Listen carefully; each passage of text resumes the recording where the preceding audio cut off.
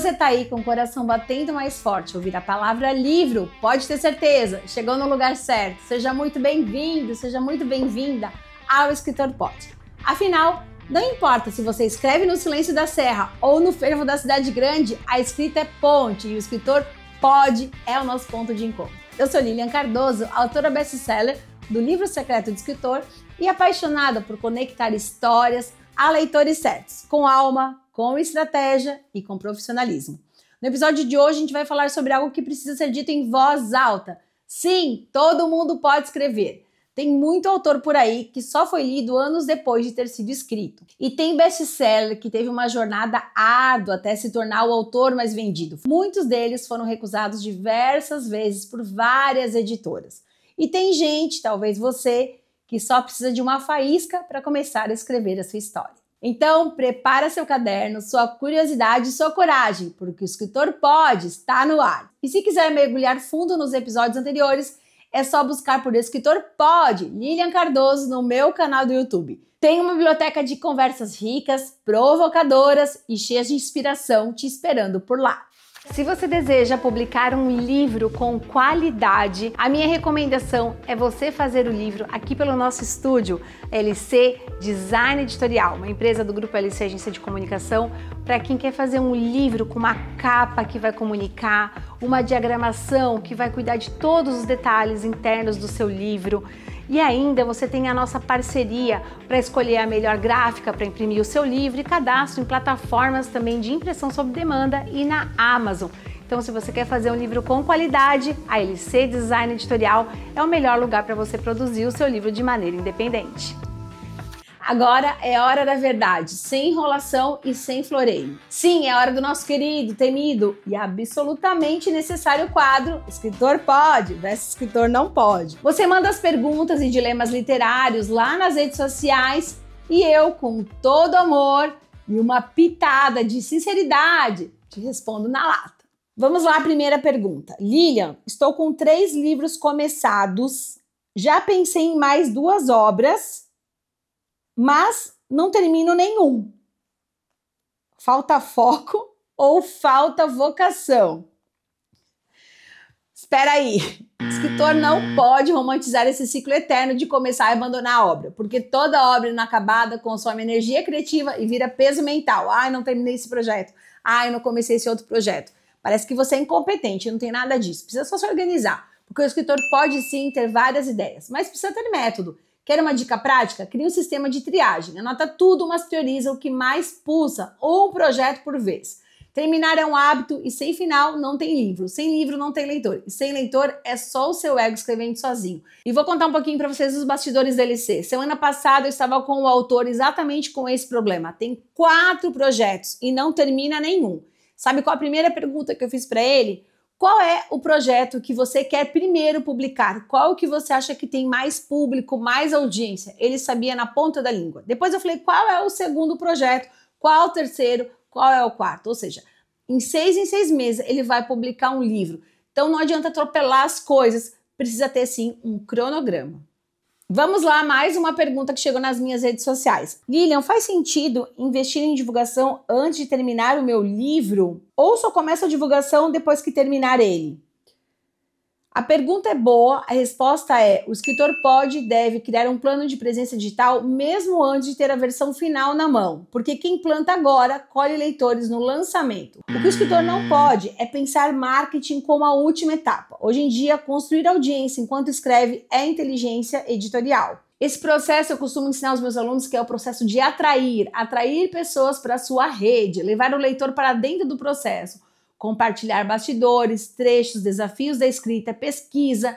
Isso aquece interesse e fideliza os leitores antes mesmo do lançamento. Mais uma pergunta aqui. Lilian, tem espaço para quem escreve com profundidade ou só faz sucesso temas que estão na moda? Uma boa pergunta. Escritor não pode confundir sucesso comercial com valor literário absoluto e também não pode viver comparando a sua jornada com o hype do momento. Sim, tem livro raso que vende muito, mas tem livro denso que toca fundo e os dois têm espaço, públicos diferentes, propósitos diferentes, mercados diferentes. Agora, o escritor pode entender que profundidade também precisa de acesso. Traduzir bem essas ideias complexas é um talento raro. E mais, o escritor que comunica com clareza atrai mais sem perder a densidade.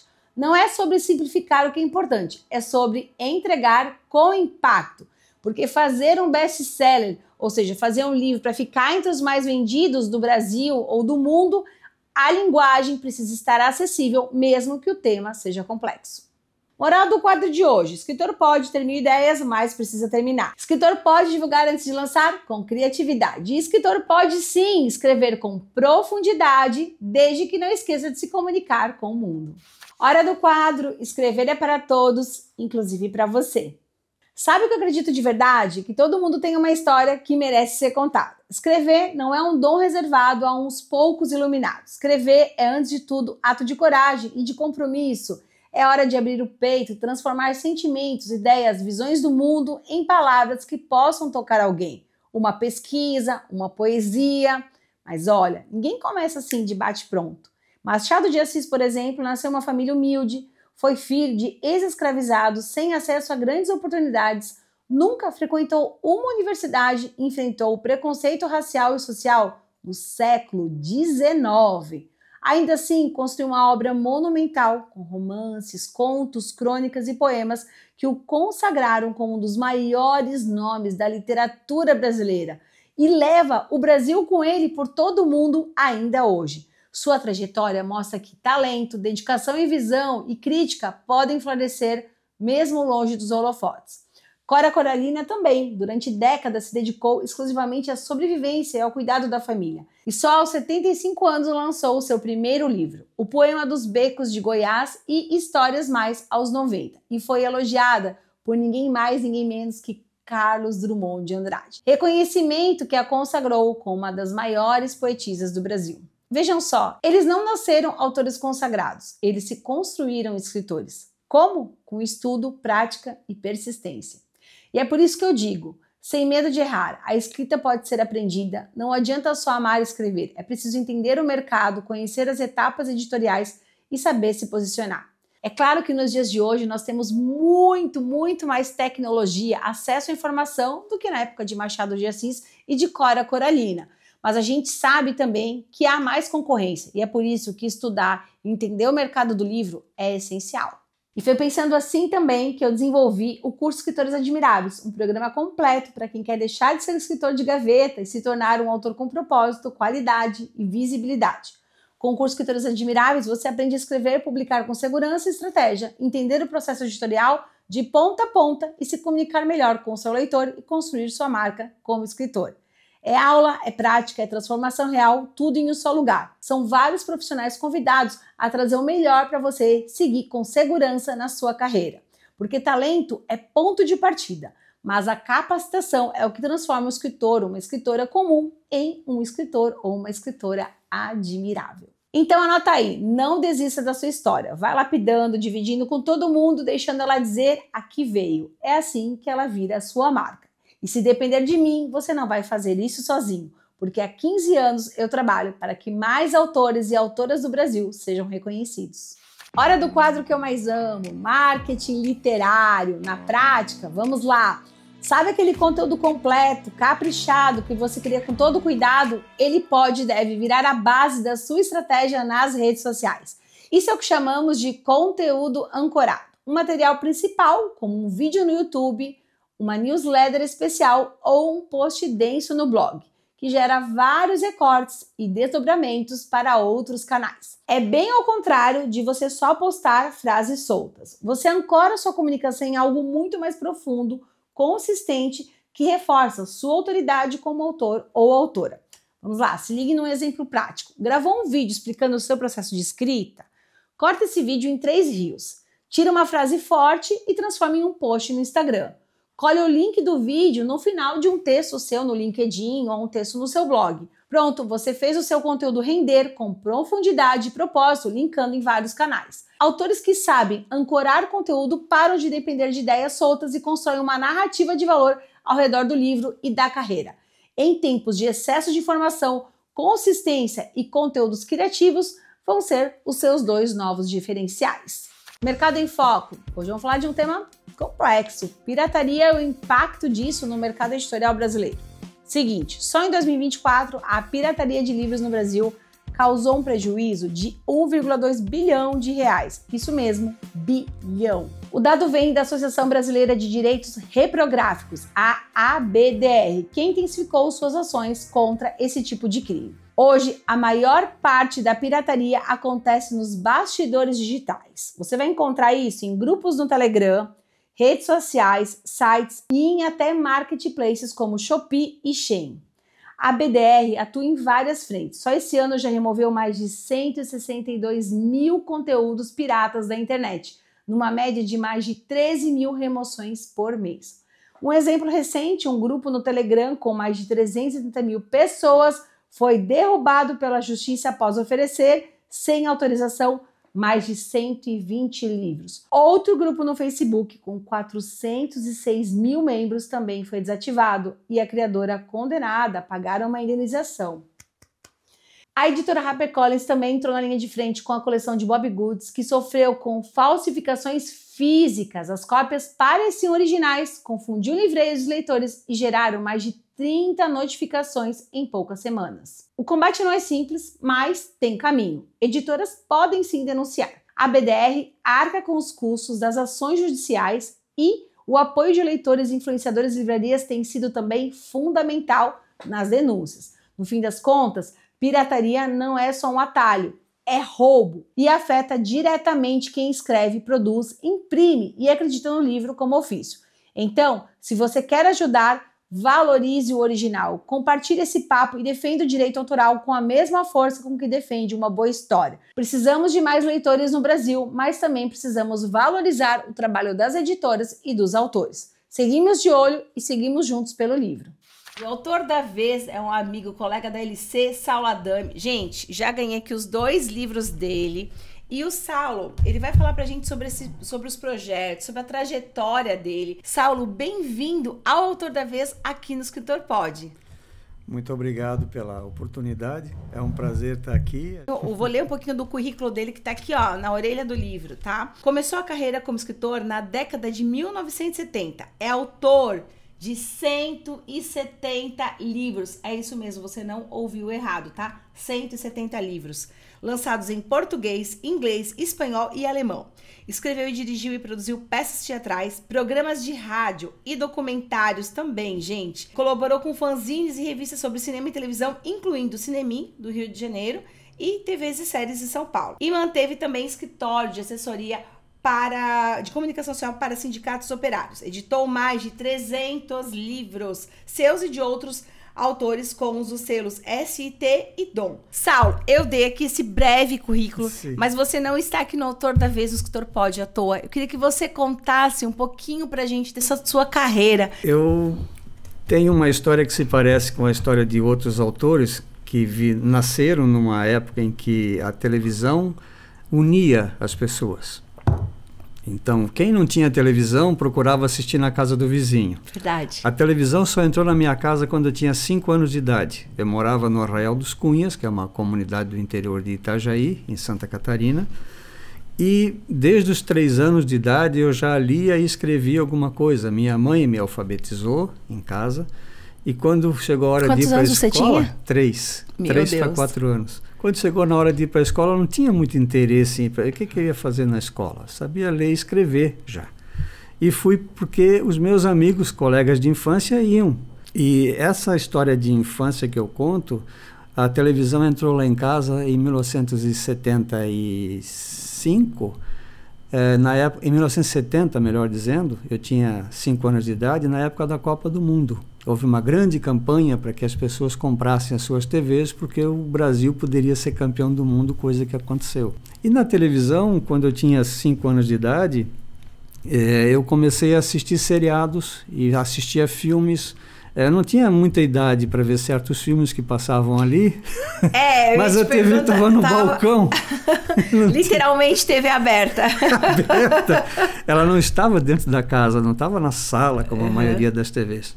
Estava virada para quem frequentava esses lugares do nosso comércio. E nesse período de 75 para frente, eu comecei a ver que aquelas histórias que passavam na TV, talvez eu pudesse montar alguma coisa com os colegas de infância. Aí eu comecei no teatro. De 1975 até 1996, eu produzi cerca de 40 peças de teatro. Então, assim, foi uma época riquíssima de experiências e tal. E é legal porque você, quando a gente pensa em cultura, tô dizendo que eu sou paulistana, aí você pensa assim, só nas capitais, né? São Paulo, você tem, né, no Rio, ou até para Curitiba, ou quem tá em Santa Catarina, Florianópolis, e você ali no interior já consumindo muita cultura por meio das revistas, por meio do que você via na televisão. Isso. É muito legal isso, porque às vezes as pessoas acham que tem, ainda hoje, né, às vezes tem a barreira cultural, às vezes é a nossa barreira cultural, ainda mais hoje, né, que tá tudo acessível, né? A gente é que cria a oportunidade. Foi assim comigo sempre. Pois é. Até que em 82, eu publiquei o primeiro livro mesmo, que era de poesia, conto e crônica, que era aquilo que eu mais escrevia, poesia a partir de 78, chamado Cicatrizes. E os Cicatrizes, então, me deu a primeira projeção. Eu fiz 11 livros contando histórias de municípios. Isso deu origem à meu primeiro selo editorial, ST Editores. E eu comecei a fazer livros por encomenda e nas horas vagas continuei publicando os meus livros, não tanto de literatura, mas outros livros contando histórias de cidades, biografias, etc., instituições, empresas. E aí nós chegamos aos 170 livros. Que demais, que trajetória, assim. O que eu achei muito legal, Saulo, da sua história, eu acho que pode incentivar todo mundo que está ouvindo a gente aqui no podcast, que a gente não pode desistir e tem que ter a nossa iniciativa. Exatamente. Não adianta a gente ficar na reclamação, a gente vai ficar só com pena de si mesmo reclamando, né? E isso não faltou para você. Não, tem história nunca, pra caramba para você contar desses 2 livros. Qual que você quer começar a contar? Porque tem muita iniciativa tua de bater na porta também com esses 2 projetos. Qual que tu quer começar? Eu vou começar pelo mais antigo, que é, na verdade, nem é O Homem Não Entende Nada. O mais antigo tem um título que, na época, quando eu lancei, a reação era, nossa, que pessimismo. O único humano bom é aquele que está morto. Que era uma frase de um personagem do filme De Volta ao Planeta dos Macacos, que era um general. E esse general dizia que a raça humana ia acabar com o planeta dos macacos, né? Por que eu botei esse título? Porque o livro, eu pesquisei durante 18 anos para escrever esse livro. E durante 18 anos eu publiquei coisas em fanzines e tal, em vários lugares, e eu nunca consegui, em 18 anos, ficar cara a cara com qualquer ator da série que pudesse me responder perguntas. Além da distância geográfica, temos a distância do idioma. E até que eu fiz uma publicação numa revista chamada Starlog, que ela era produzida em Nova York, hoje em dia não existe mais. Ela cobria ficção científica e fantasia, filmes e seriados. Eu publiquei nessa revista um pequeno anúncio, pequena sessão de cartas, onde eu me apresentava como alguém que estava escrevendo um livro sobre o planeta dos macacos e que eu gostaria de me corresponder com outras pessoas fãs da série que também pesquisassem ou tivessem material sobre a série. Ponto. Deixou seu e-mail lá? Não, nem existia. Era só 1990, 92. E eu botei a última frase dessa correspondência que dizia assim: respondo cartas em qualquer idioma. Ponto. Veio gente, correspondência do Japão, da Alemanha, Espanha, Estados Unidos, Europa quase toda, e línguas que eu jamais consegui responder, mas aquelas que estavam ao meu alcance eu respondi. E a primeira pessoa que me escreveu chamava-se Jeff Kruger. Era muito mais do que eu esperava, porque além de ser uma pessoa fã da série, ele tinha contato com os atores, diretores, produtores, o que tu possas imaginar, técnicos, maquiadores, e ele assessorava essas pessoas durante as convenções de fãs. E quando saiu o meu primeiro livro, esse O Único Humano Bom é Aquele que Está Morto, tinha uma foto do Jeff com um dos atores da série, que era o Ron Harper, que foi o astro do seriado de televisão Planeta dos Macacos de 74, o astronauta loiro. E tinha alguma coisa que o Jeff já tinha conseguido para mim de informação que no Brasil eu jamais conseguiria. E ele pegou esse livro, eu mandei um exemplar para ele, lógico, né? E mandei um segundo exemplar dizendo assim: Jeff, por gentileza, nas próximas convenções que você for, leve esse livro e pegue autógrafos do pessoal para mim.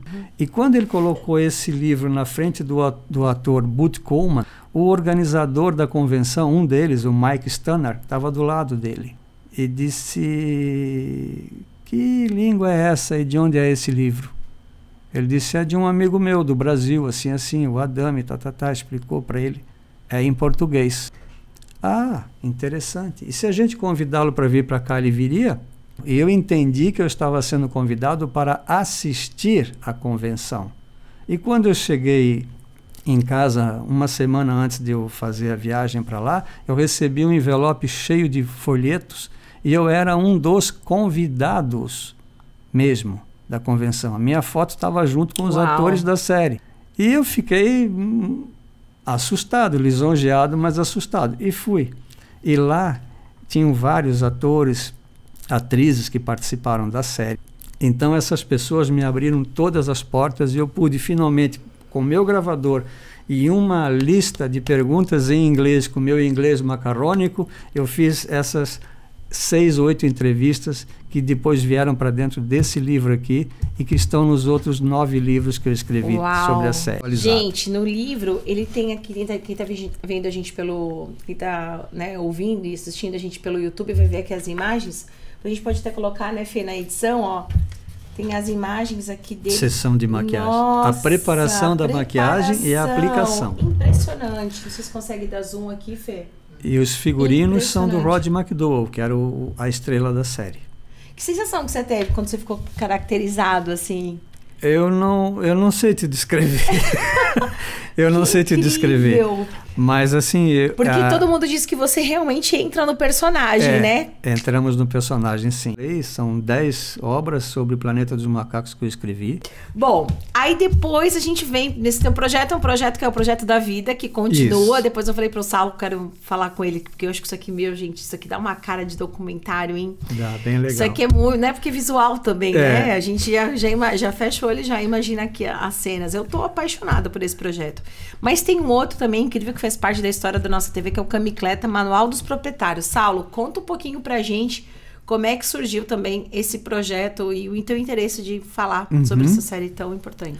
Esse livro da Camicleta, ele surgiu na forma de um primeiro livro pequenininho, e esse pequeno livro chamava-se simplesmente Shazam, Xerife e Companhia. Fizemos uma tiragem o nome da série. Curta, isso. Fizemos uma tiragem bem curta, 100 exemplares, que se esgotaram muito rapidamente.